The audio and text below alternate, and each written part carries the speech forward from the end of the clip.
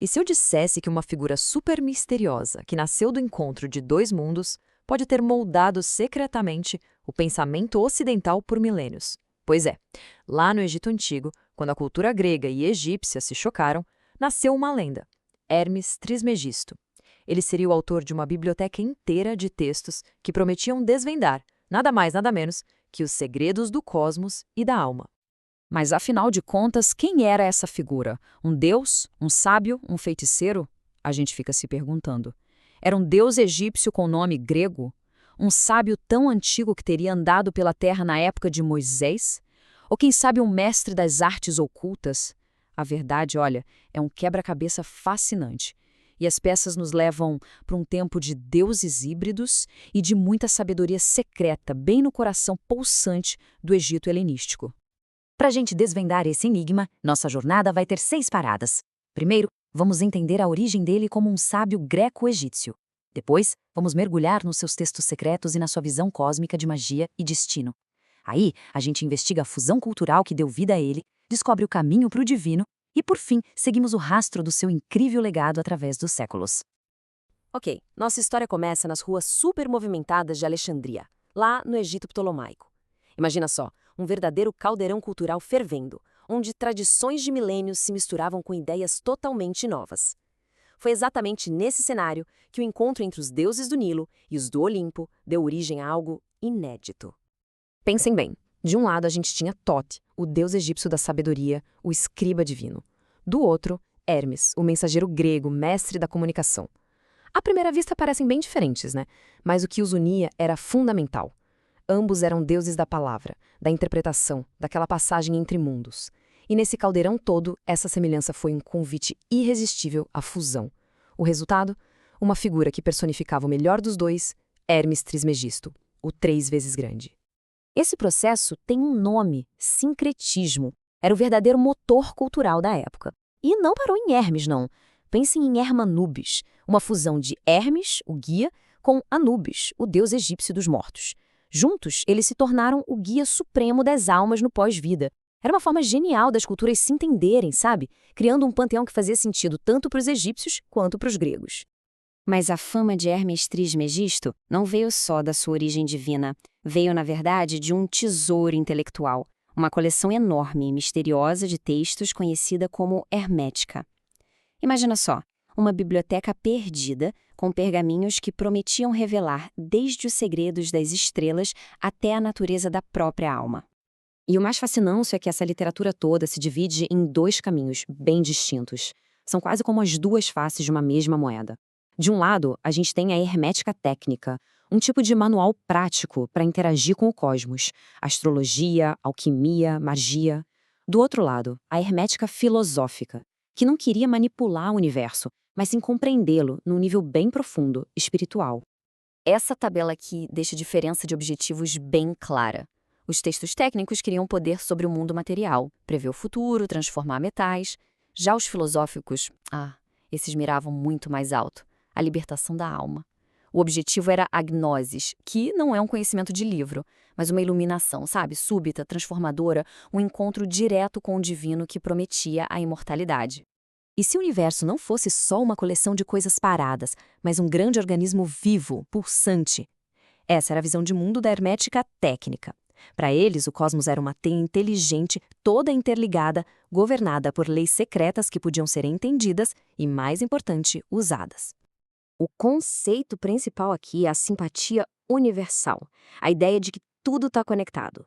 Pensem em fios invisíveis ligando os céus e a terra. Um rubi, por exemplo, não era só uma pedra, era um pedacinho da energia de Marte. Uma erva específica não era só uma planta, era um canal para a influência da Lua.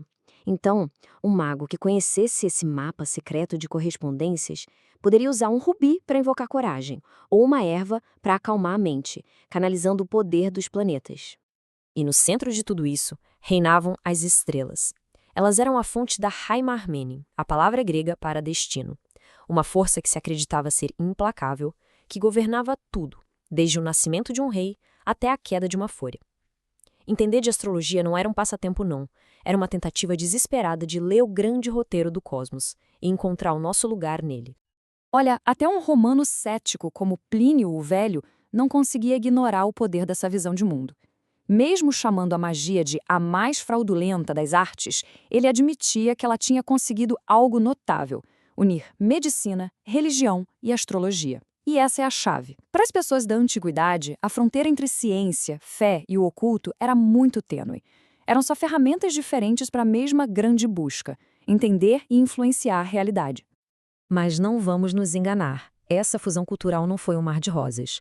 Por trás da figura de Hermes Trismegisto tinha uma batalha silenciosa, um choque de civilizações entre a arrogância da cultura grega, que era dominante, e a resistência orgulhosa da tradição milenária egípcia. A gente chama isso de interpretatio greca, a interpretação grega. Mas isso conta só metade da história, viu? A realidade era bem mais complexa.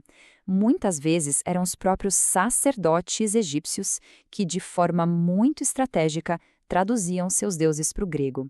Não era uma rendição, era uma tática de sobrevivência cultural, adotar a língua do conquistador para garantir que a sua própria sabedoria ancestral não fosse esquecida. E essa citação de um texto hermético é, uau, uma verdadeira bomba. É um ato de desafio cultural na veia. O autor basicamente está dizendo: essa língua grega de vocês é só para se exibir, é vazia.